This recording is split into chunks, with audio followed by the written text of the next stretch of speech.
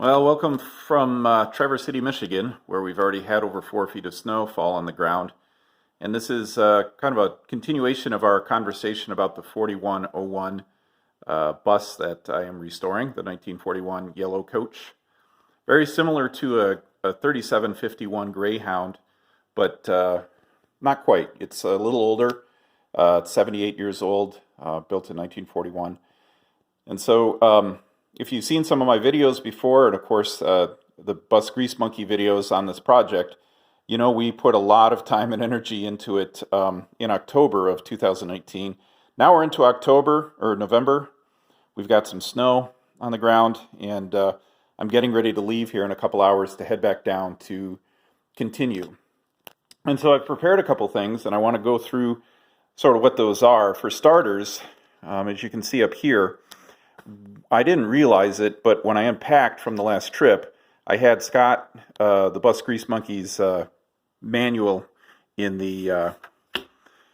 my truck with me, and I thought that had made it back to him, and it didn't. So I took the opportunity to do something for him. It was a bit of a surprise that hopefully he won't see this video before I give it to him on Tuesday.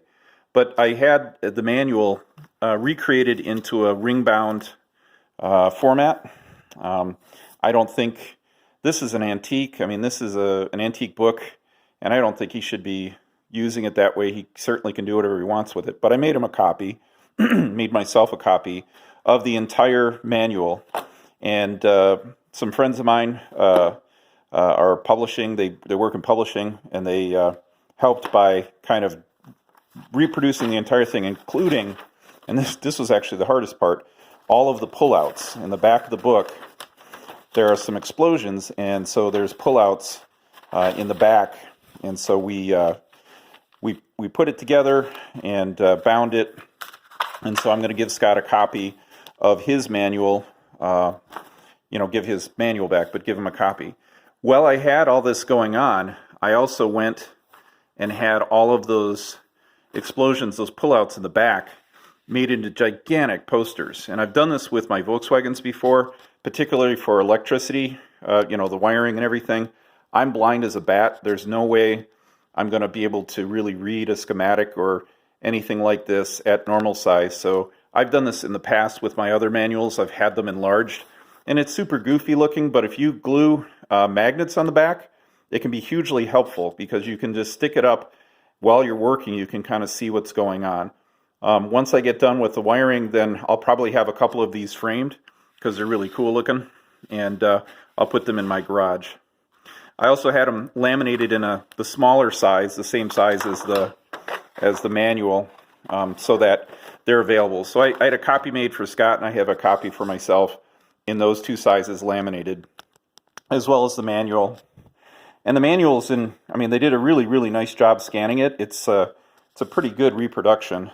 And so anyone who's on the Bus Grease Monkey forum, once I talk to Scott about it, I'm going to probably put this scan, the scan that came along as a result of creating this manual. I'll probably put it up there because we don't really have a good 3751 manual on there right now. There was a scan that was done, but it was kind of light and it's hard to read. Another thing that I was able to stumble onto on eBay was the parts book for the 4101, my book. The only problem that I'm finding is it has a published date of 1958. In other words, this is a pretty outdated or updated parts book, and it's not like the original. Taylor Burr, who has that 3701 that you may have seen in any of Scott's videos. So Taylor has a copy of this that shows like the actual coach itself with references to parts numbers and stuff. He's doing a scan for me. I'm asking him to do that.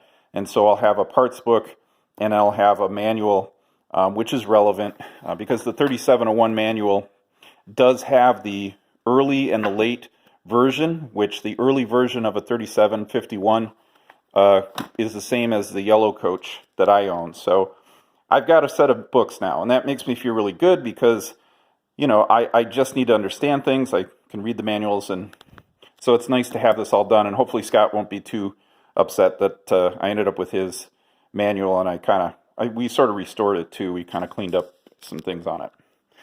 So other things that I'm doing, when we finished up in October, I had a fairly lengthy list of to-dos that needed to get done, some of which Scott and Tyler will help me with, and some I'm going to have to do on my own, but at least I started putting together my task list. And this is just on the coach itself, the driving coach, not the, not the interior, the camper, any of those things.